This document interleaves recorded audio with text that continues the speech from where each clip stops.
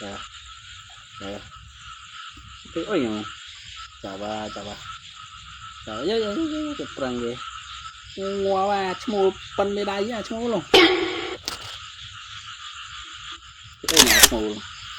Mang cái tu mà chmul ngoa ba. Chào ba. Mà con cái lon tón rồi. Dạ.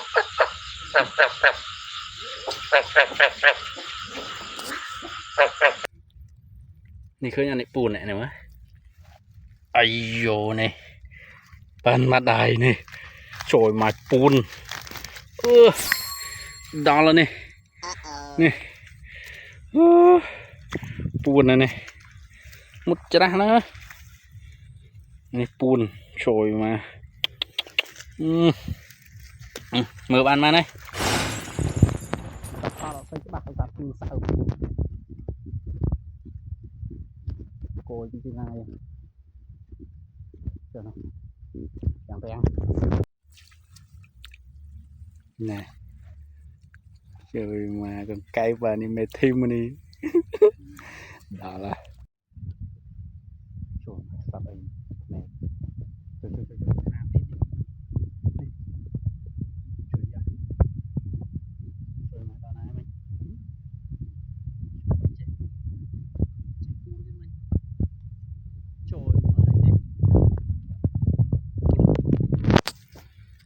thao tu sắmนี่คืออย่างนี้ปูนเนี่ยนะวะไอโยนี่ปันมาได้นี่โชยมาปูนดาวแล้วนี่ปูนนะนี่มุดจะได้นะนี่ปูนโชยมามือบานมาเลยโชยมาโชยมาปูนđó là wow. Cái bùn đó là chỗ mà là còn phơ mà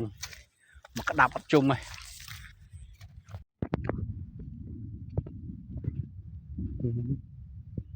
chờ từ chúng mình nha đi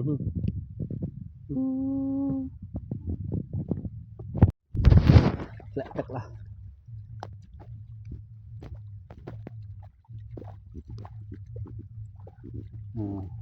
này ta này chám này khinh cây vậy chả bắt xuống lại không khơi chân lột lươn đó nè một thêm đó là anh ấy mua tu cho này mấy bạn thông mình đây nha nè là tập thà này là tập thà rồi mà